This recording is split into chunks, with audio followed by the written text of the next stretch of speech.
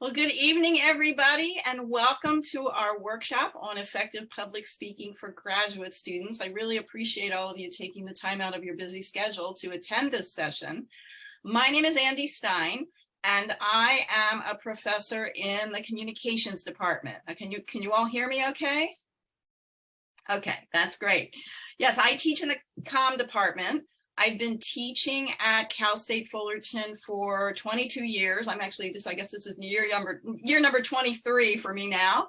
And I'm well acquainted with teaching graduate students. I ran the graduate program in the comm department for 12 years, and I still teach some graduate classes as well.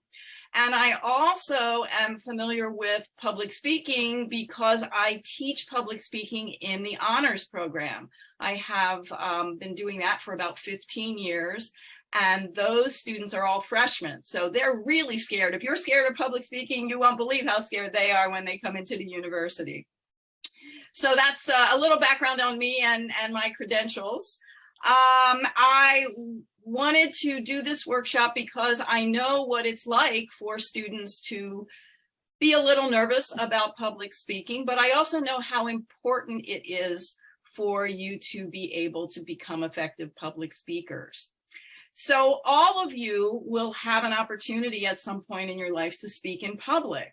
And as a graduate student, you may already have had an opportunity to present your research in your classes or even to present at academic or professional conferences.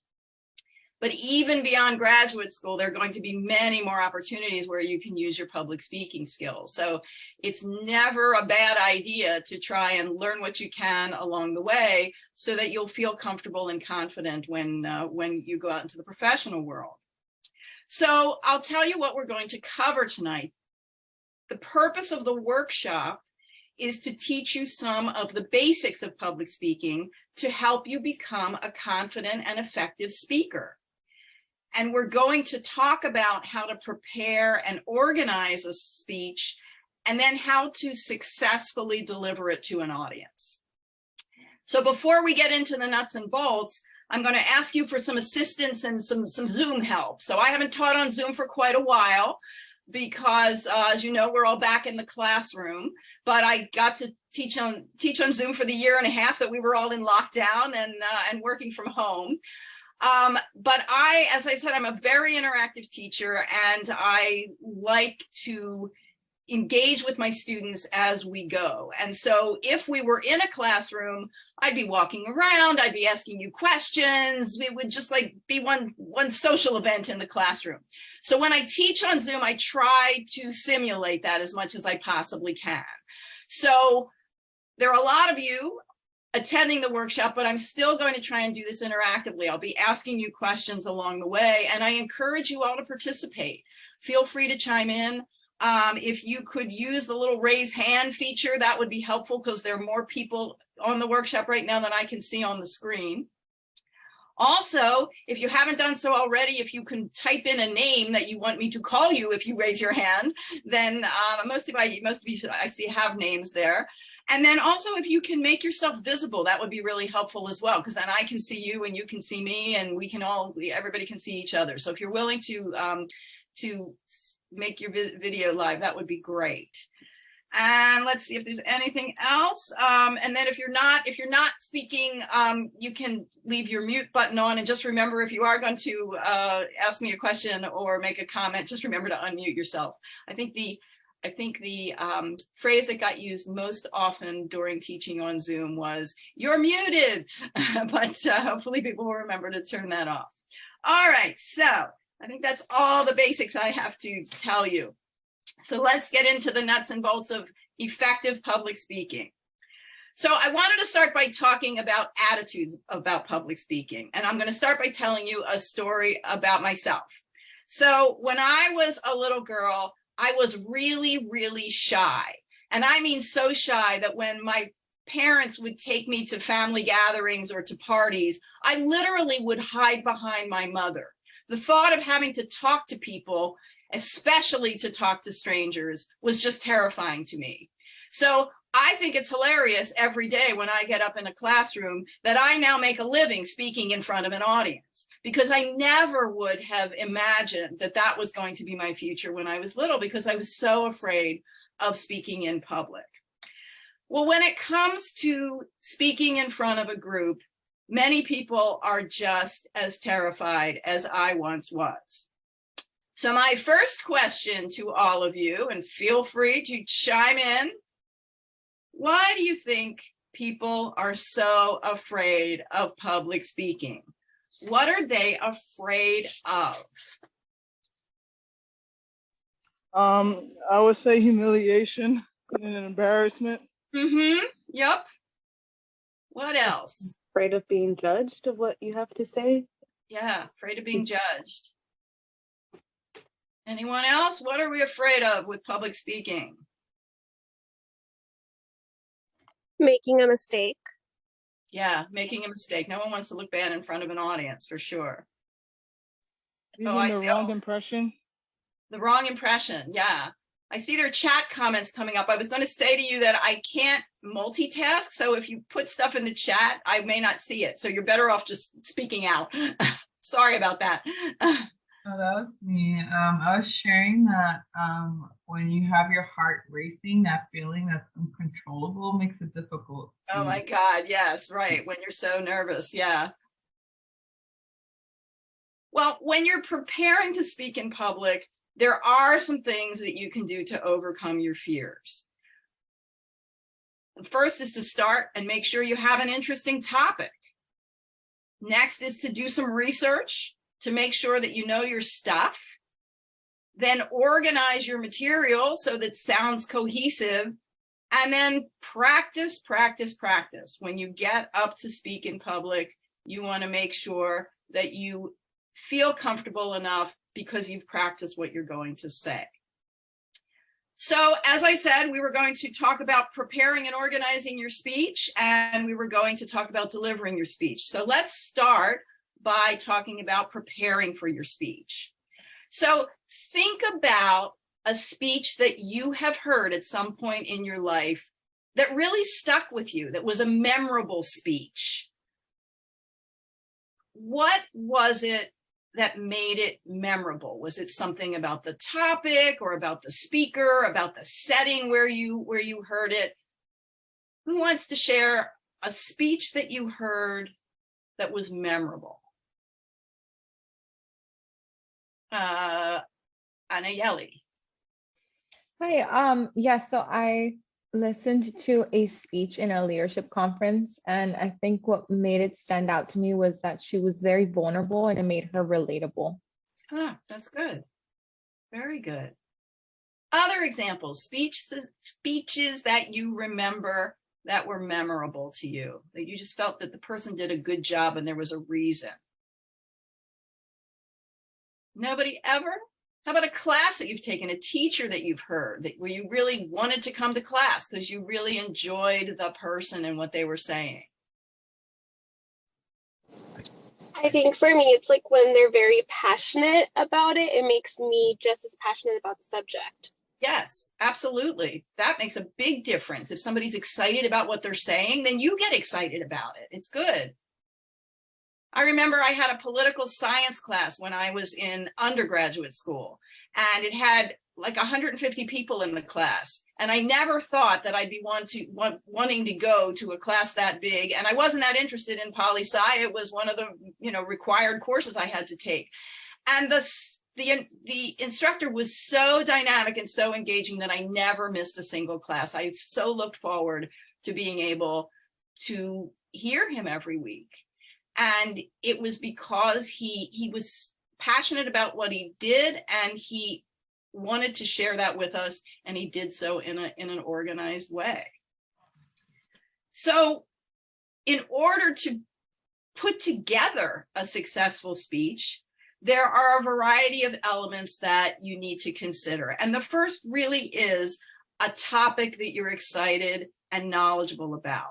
Why is that important? Why is it so important to have you be excited and knowledgeable about your topic? Somebody talk to me. Andrea, is that your hand? Oh no, you were the last one to speak. Why is it important? It gives you motivation Mhm. to complete your project. Yes, absolutely. It's very motivating. Anybody else? Why it's important to have an interesting topic or something that you're excited about? Yes, that is Irina or Irina. Yeah, you will feel more confident. Yes, you'll feel much more confident if you are excited about your topic. So that's where you want to start. You want to start with a topic that you're interested in, you're excited about, and that you think your audience is going to be excited about as well and interested in. Then once you have the topic, you want to put together a good mix of factual information. You want to be able to show the audience that you have done research and gathered information that will help them as they're listening to your speech. You want to make sure that the audience knows what the purpose of your speech is. So does anyone remember what I said at the beginning about what the purpose of this workshop is? We've forgotten it already. This is not good. We've only been at it for 5 minutes. Well, I said that the purpose of the workshop was to teach you some of the basics of public speaking to help you become a confident and effective speaker. So that's what you want to make sure everybody knows. This is why they're here, to listen to you. You also want to make sure that you have an interested audience. That makes a big difference. If you're talking to a room full of people who doesn't care, that's painful. That's hard to be able to deliver to them. And some of you may have had those experiences as well. If you ever had to give presentations in your undergraduate classes or in high school, and you knew that everybody in the room was only there because they had to be. So knowing something about your audience can help for a successful speech as well. And then finally, having good delivery, making sure that when you get up in front of the audience, you feel confident and you can project and you can make sure that the audience has a good grip on what you're trying to tell them. So let's talk about some of these elements in depth. So we talked about the topic. So the next step, once you have your topic, is to make sure you know your stuff by doing proper research. And I always tell my honors public speaking students that there's a lot of parallels between writing a speech and writing a research paper.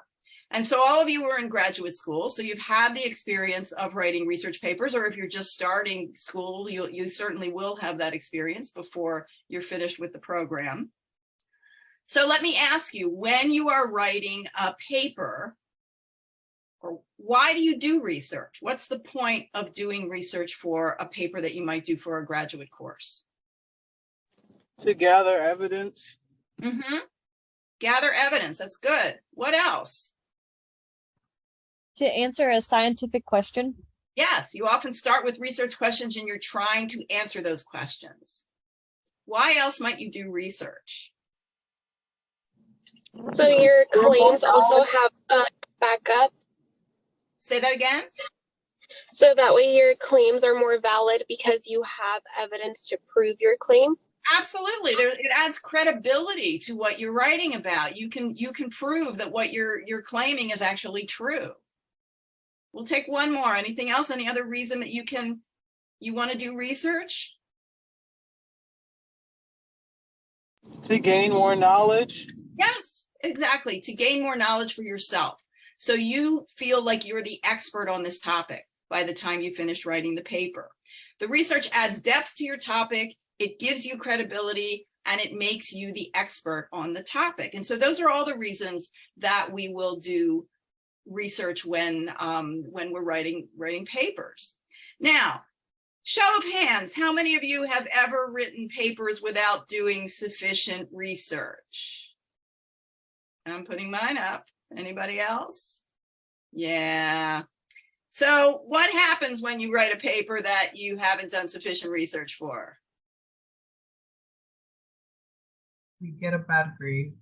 Yeah, you get a bad grade sometimes. And then how do you feel after that? Crappy. Yeah, exactly. Right. And what lesson do you learn from that? Don't do it again. Don't do it again. Right. Yeah. You learn that next time, maybe I'll put a little more effort into this. Maybe I will try harder to make sure that I do what I'm supposed to do. Well, it's the same thing when you're writing a speech, when you're putting together a presentation. You want to make sure that you're as knowledgeable about your content as you would be if you were writing a research paper. So you want to look for information that's going to be relevant to your topic. You want to find the right sources. You want to decide what to include that is going to add credibility and depth to your topic, because not everything that you find in your research is going to be useful. And you also then want to keep track of where you got your information so you can properly cite your sources. You want to make sure that you are going to be able to acknowledge where the information came from, so that if somebody asks you, oh, where did you find that statistic? You're not standing there going, I don't remember. You want to make sure that you cite your sources the same way within your speech to give attribution as you would if you were writing a research paper. So the key to doing research, to doing effective research, is to be 100% sure that you know what you're talking about before you get up in front of the audience. Because we talked before about why are people nervous about public speaking, and one of the things that somebody said was you don't want to embarrass yourself. You don't want to look stupid in front of an audience. And if you know your stuff, there's a very small chance that that's going to happen. So another thing that can be useful that I mentioned before that can be helpful in preparing for your speech is to know something about the audience that you are speaking to.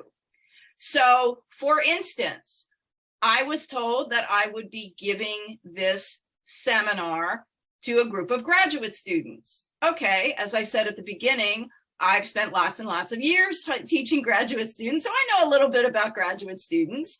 But if I had been given no information, if I had just been told, oh yeah, we want you to give a session on effective public speaking, I'd be a little nervous without any background information about who I was going to be talking to.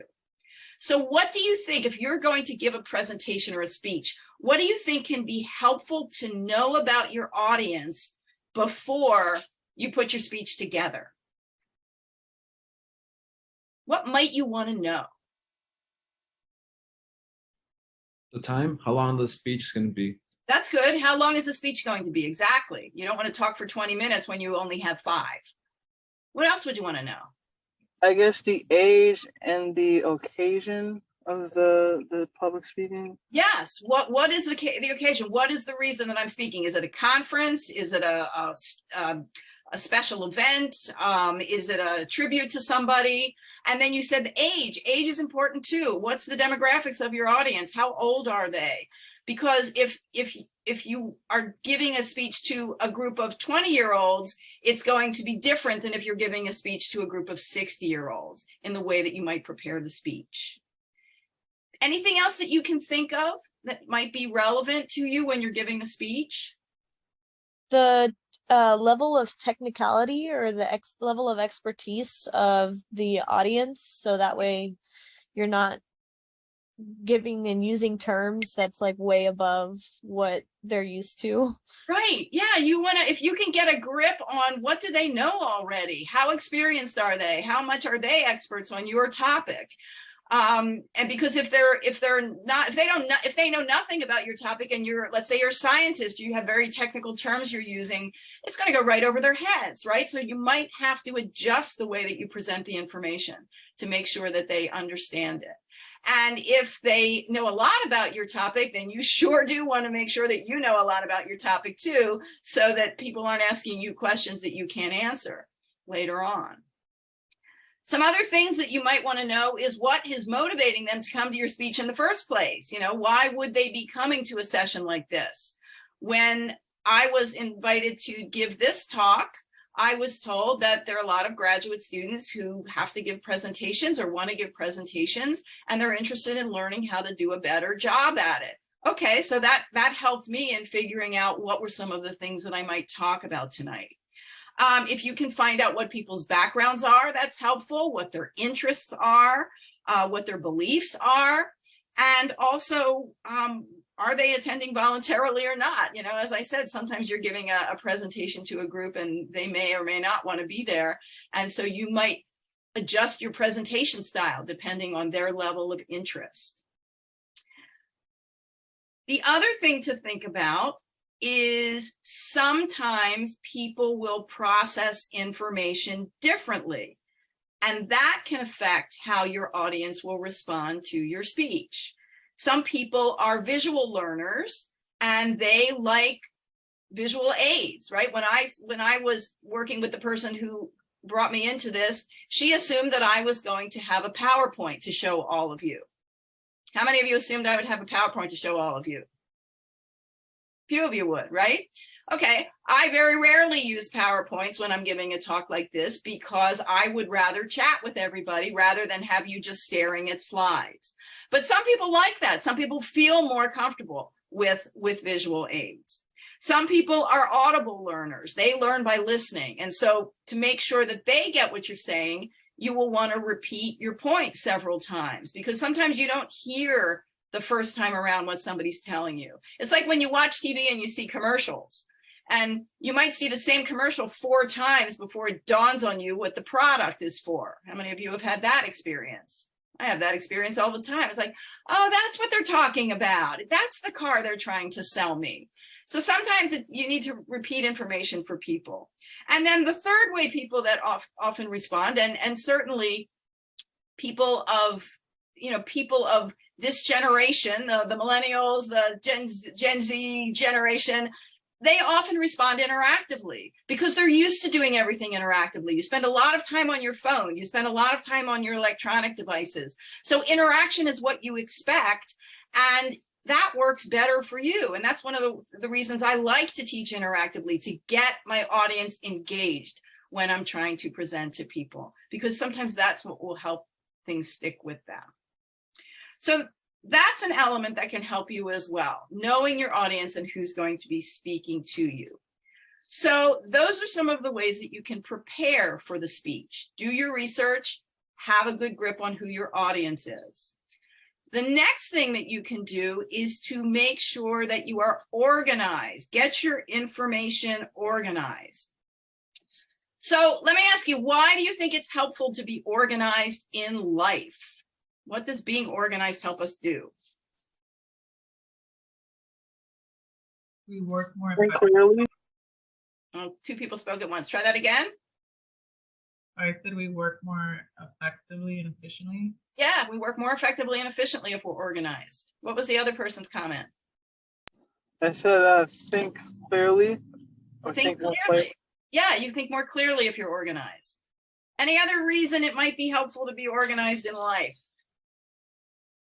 It can help you do things on time. Yes, absolutely. Meet your deadlines. Stay on track. Do things on time. That's very important. And generally, What's that? it generally makes things a lot easier to complete.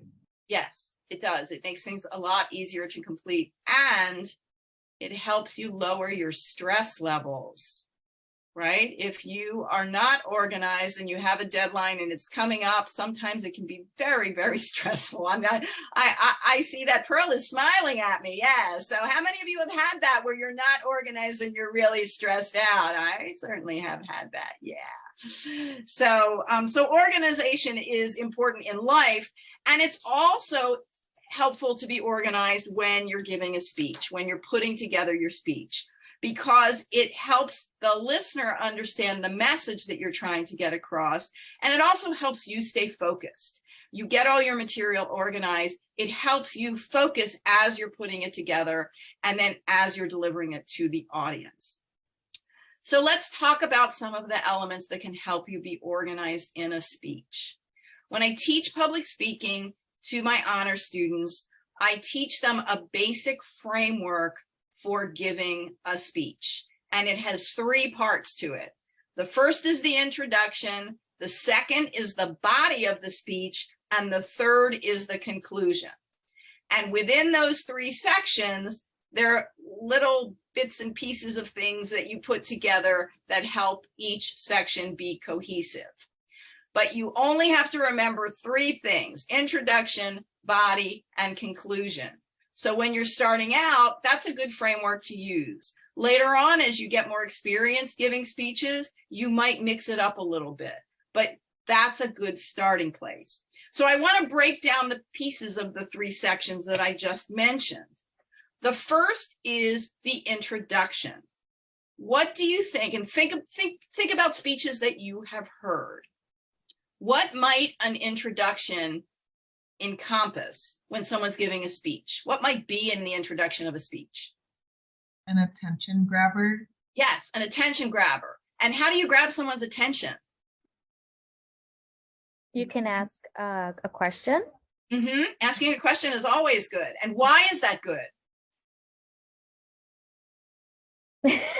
If someone else can, if Marisol doesn't want to answer, someone else can answer that. Why is it good to ask a question as an attention grabber? It encourages participation and engages the audience. And right there, right away, you've gotten the audience engaged in what you're saying. You ask them a question, they feel obligated to answer you, right?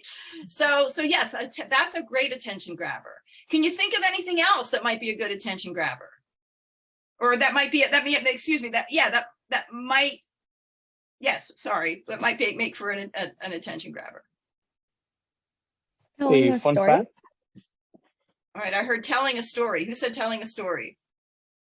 Okay. So tell us about telling a story. Why is that a good attention grabber?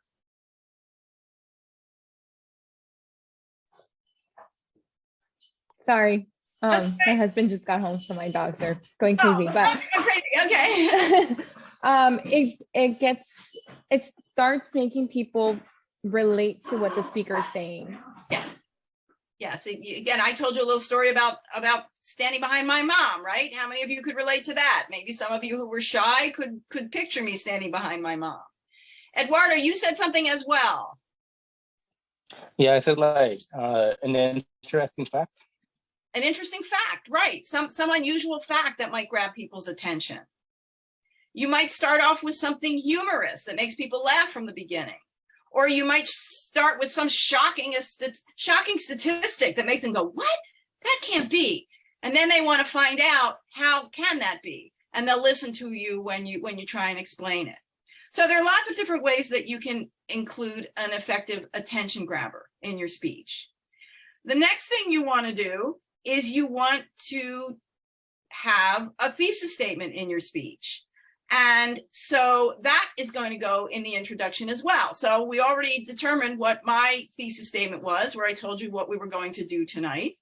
And that's where you identify the message that you want to communicate to the audience.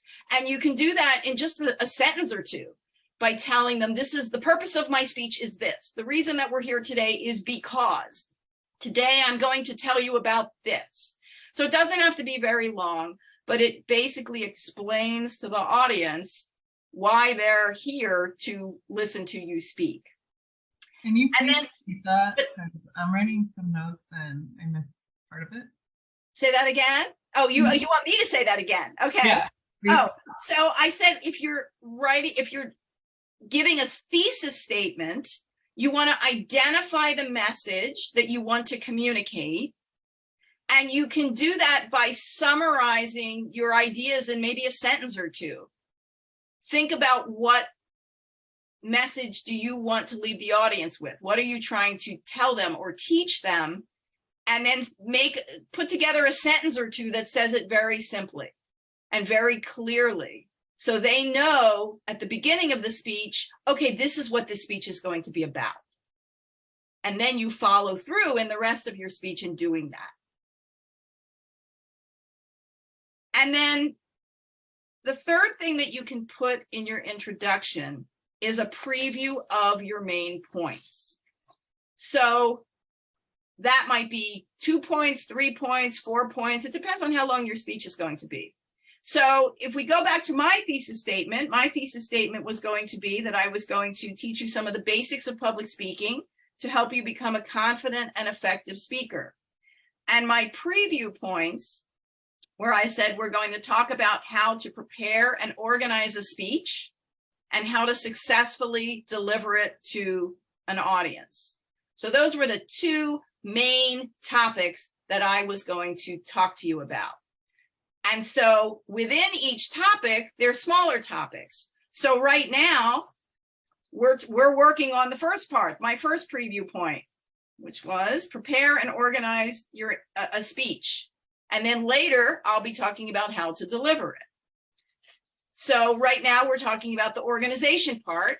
And as I said before, you have 3 sections: introduction, body, conclusion. So those are what will go into the introduction, what I have just told you about. Now we're going to move on to the body. What can you put in the body of the speech? So let me ask you that. What can you put in the body of the speech? What kinds of things do you do with the body of the speech, which is the bulk of your speech? What do you think you might want in the body of the speech? The background of the subject, or research or facts? Yes, all of those. You give some background for the topic. This is where you show off the research that you have done, and you include the factual information that you have found. Can you think of anything else that you might want to put in the body of your speech? Or what you might want to do in the body of your speech? Examples of the topic? Yes, lots of examples. This is where you expand on your preview points. So you've told people what you're going to talk about, and this is where you show them how you're going to do that. So you use the examples, you draw on all the material that you've collected, and you put together supporting materials that help illustrate what you're trying to teach them or what you want them to remember.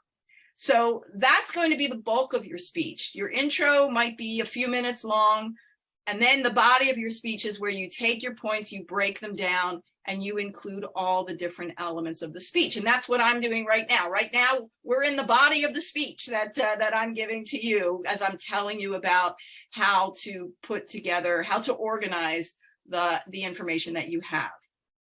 There are other ways that you can add to the effectiveness of the body of your speech. Part of it is balance the time that you use in your supporting points so that you don't spend 20 minutes talking about one point and then 2 minutes talking about something else. Use good supporting materials, as we've said, the anecdotes, the facts. You might use quotes. You might quote from experts as you're using the body of your speech. And this is where your research really plays a part. And then also use strong transitions between your points, so that your audience can tell when you've moved from one topic to the next in your presentation. And so that's what I'm going to do right now. We're going to finish talking about the body of the speech, and I'm going to move on to the third section of a speech, which is the conclusion. So what is the purpose of a conclusion? Why do we want to have a conclusion when we're giving a speech?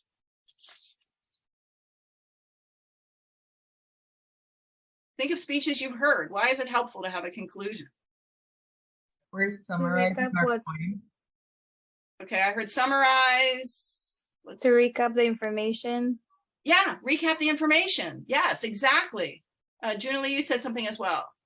I said summarize because sometimes we give so much information that we may lose the audience, and when we summarize, it helps them remember what we covered. Yes. You want to help them remember. You want to remind them, especially if it's a long speech, right? That you want to, there are going to be lots of points covered. You want to make sure that they walk out of the room or turn off their computers with the main points in their head. So you want to summarize the points so you can reinforce your message. And you want to leave your audience with something to think about.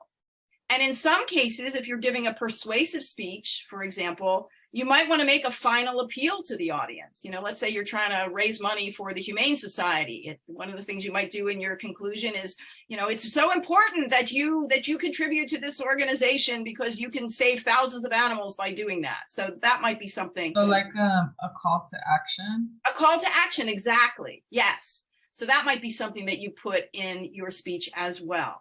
So the main reason that we do this is to recap, summarize, and leave your audience with something to think about.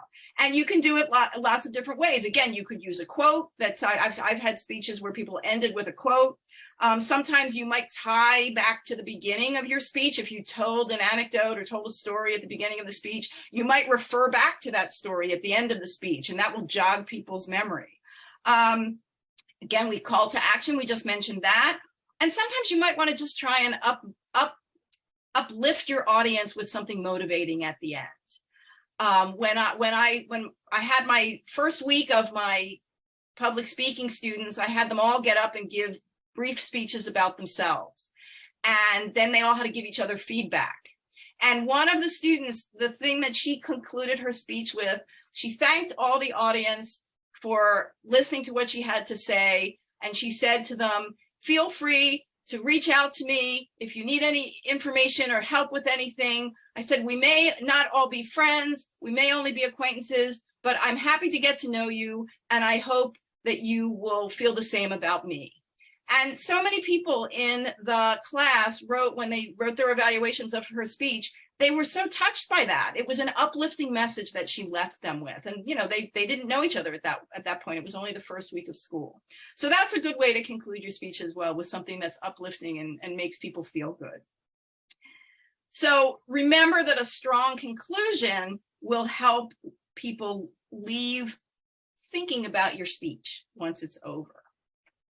So now that we have talked about preparing and organizing your speech, we're going to move on to my second preview point, which was delivering your speech. And this is what everybody fears most, the actual getting up and giving the speech to the audience, right? If you're a good writer and you're a good organizer, putting the contents of the speech together sometimes isn't scary at all. But if you're a little nervous about actually speaking before a group, that's where sometimes people are a little concerned about this.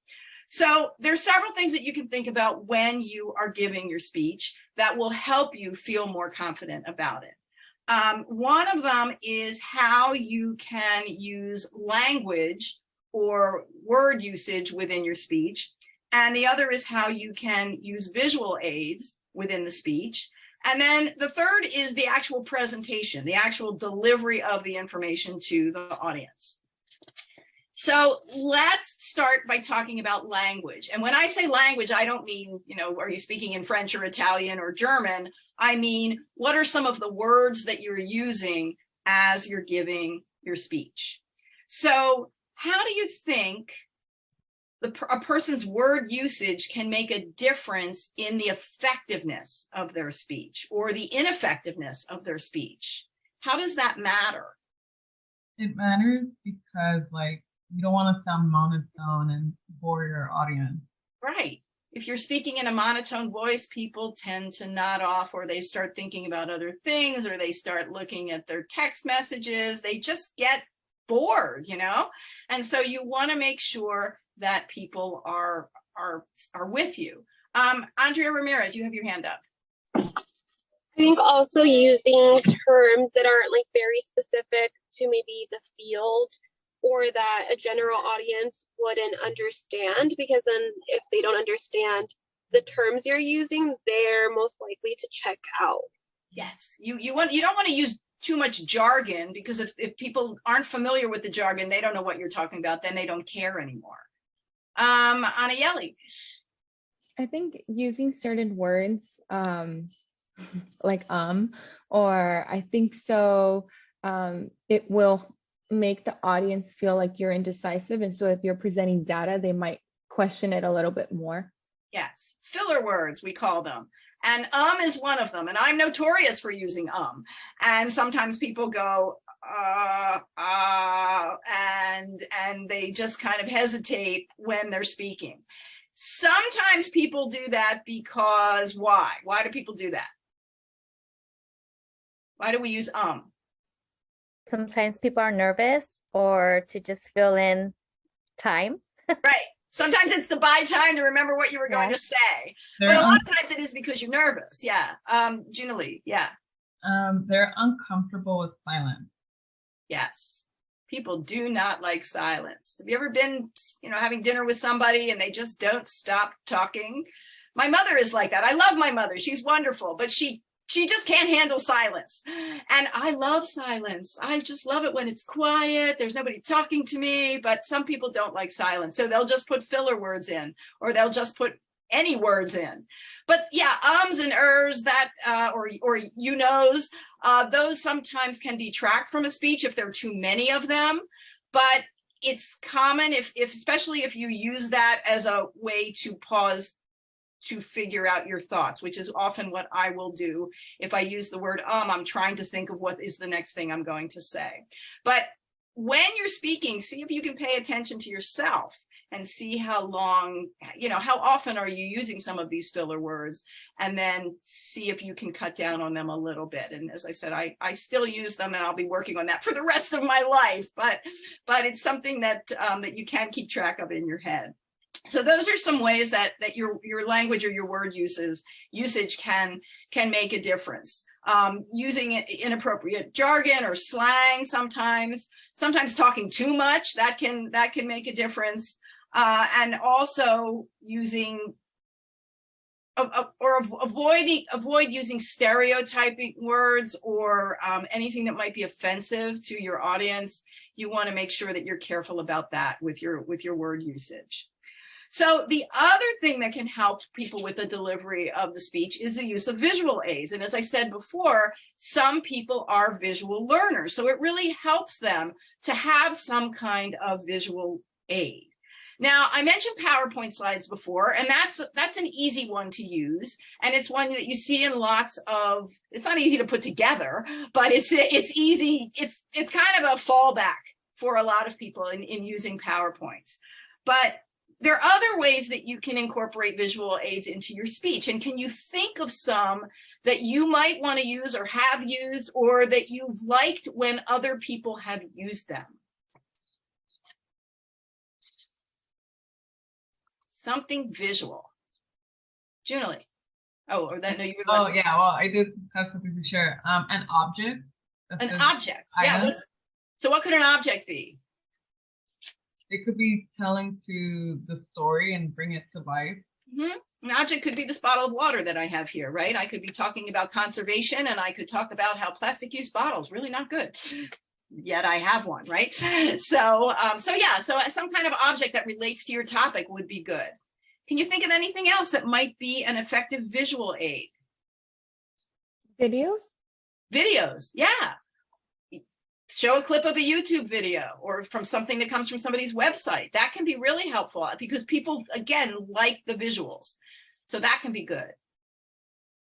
Anybody else? All right, I'll give you some more. Charts and graphs. Those are helpful, especially if you're trying to explain statistics and people don't want to look at numbers, but they do like to look at pretty bar charts and pretty pie charts. That makes more of an impact sometimes with your audience. Tables, same thing. What's that? Maps. Maps. Yes, that was one of the things I was going to say as well. I love maps, right? So maps, if you're talking about an area of the world and people are thinking, I don't know where that is, a map can be very helpful. I listened in on one of the noontime faculty talks yesterday. I don't know if any of you are aware of them. Every week, the library has these noontime faculty talks, and professors from all over the university talk about their research. The person who spoke yesterday was a music professor, and he was talking about a piece of music that was written after there was an event that happened in a country called Moldova. How many of you have any idea where Moldova is? Most people do not. Moldova is actually right next to Ukraine. And so he showed us a map of Moldova and he showed us a map of Ukraine. And suddenly people had a grip on where it was because Ukraine has been so much in the news that people are more familiar with where Ukraine is. So that map made a big difference in his presentation because otherwise it was just some obscure country that he was talking about that a lot of the audience didn't know where they were. So maps can be good visual aids. Anything else anybody's got?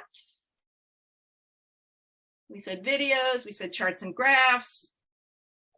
Sometimes photographs can be helpful. You might not necessarily have PowerPoint slides, but you might want to show photos to illustrate what you're doing. And sometimes you can use people as your visual aids. I once had a student give a speech. The assignment was to talk about a career that they were interested in. And she was interested in being a dancer. So she got one of her friends to be the model dancer, and she had the friend demonstrate some of the moves that she was describing to the audience. So sometimes you can use a live person, or you can use yourself to demonstrate some things as a visual aid. So when you are thinking about using a visual aid, you want to think of a couple of things. You want to think, will it help me make my point? Is it appropriate for my topic? And how will it help the audience remember what I said? So those are some things that you can hold on to when you're thinking about incorporating visual aids into your speech. So the third element of delivery, as I mentioned, is the hardest part for everyone, which is the actual giving the speech. So even when you are completely prepared to give your speech, you might still feel nervous about delivering it. Why is that?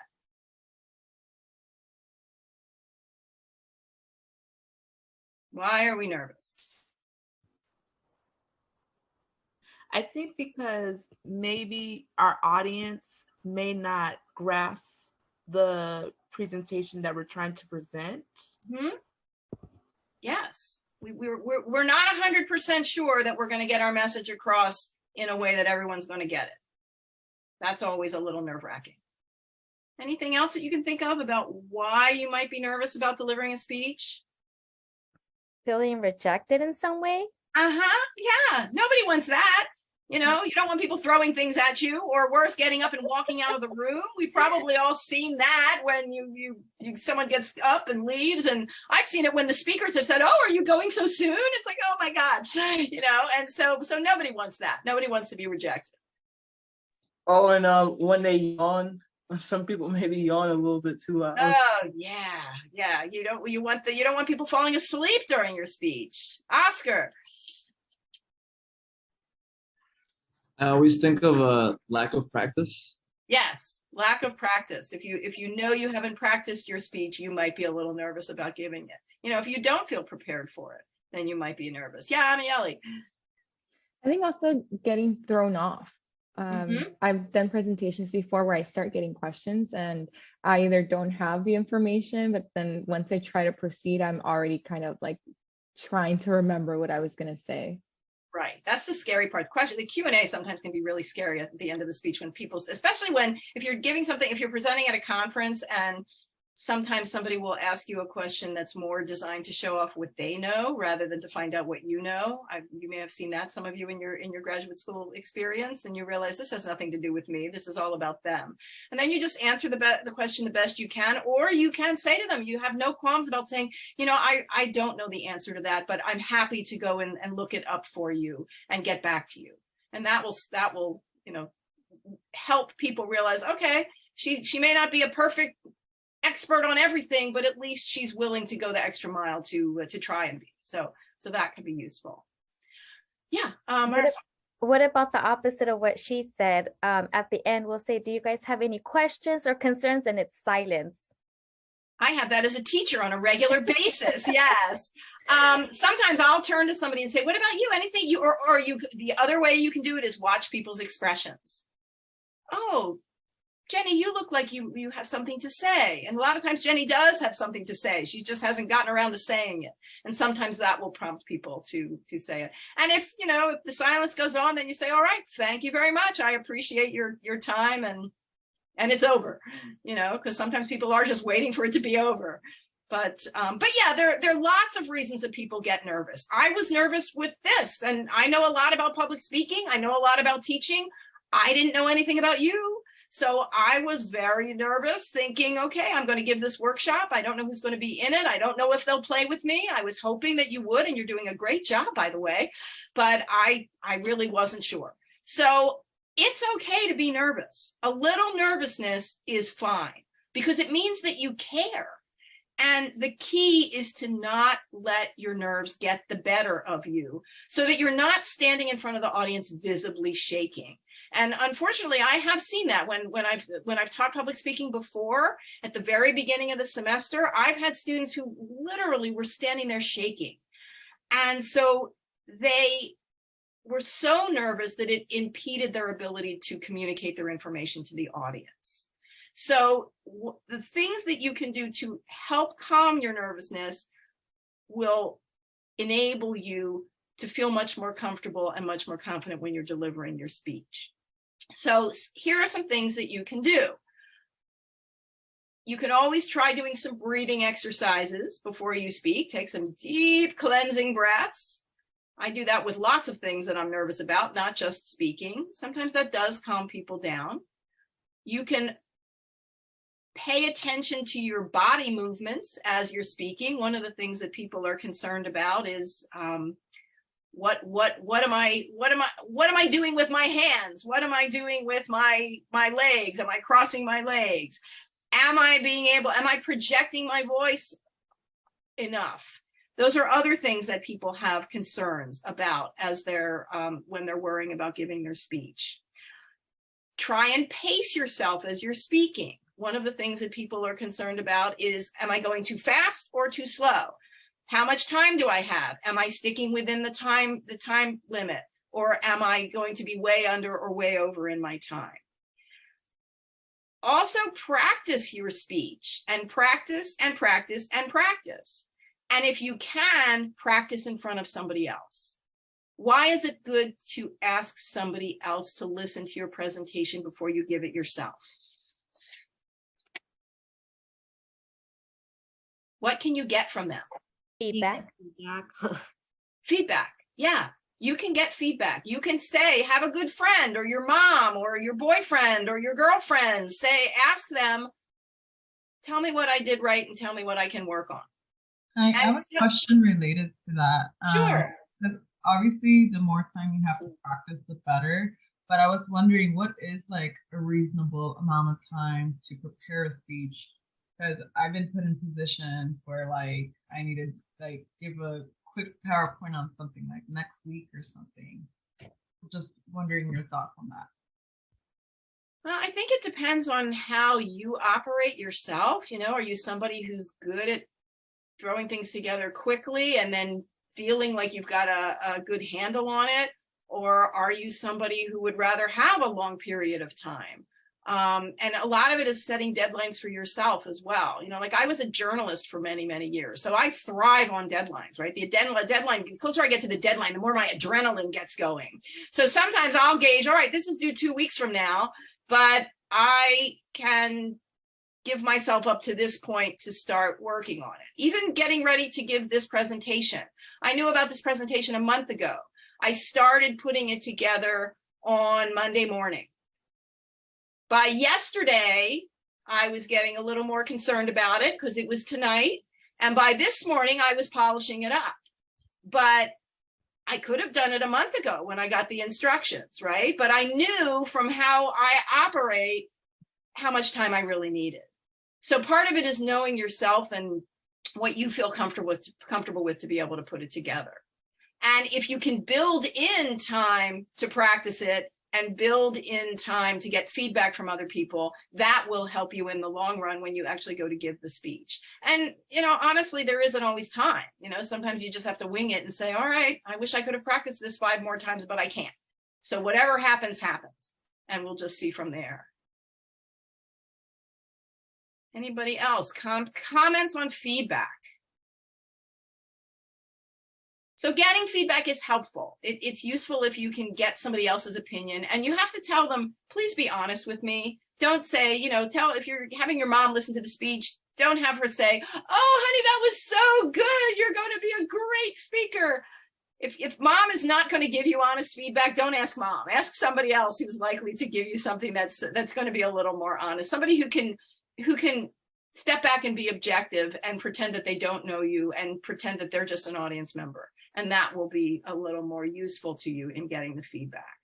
So those are some of the things that people get nervous about. They get nervous about projection. They get nervous about their body language. They get nervous about the speed at which they're they're giving the speech. And sometimes the eye contact is something else that people worry about when they're giving speeches, being sure to make contact with everybody in the audience. Because if you're reading from note cards or even reading from a script, you know, you don't want to spend the whole time looking down here, right? I have notes in front of me. You can see my notes. They're on the desk in front of me, but I want to look at you. And so I'm trying to glance down at my notes, get the information in my head, and then look back up at you so that I can be making eye contact with everybody. And of course, on Zoom, it's a little more challenging than it might be if we were in a classroom. But that's the whole point, is to make some sort of connection with the members of your audience.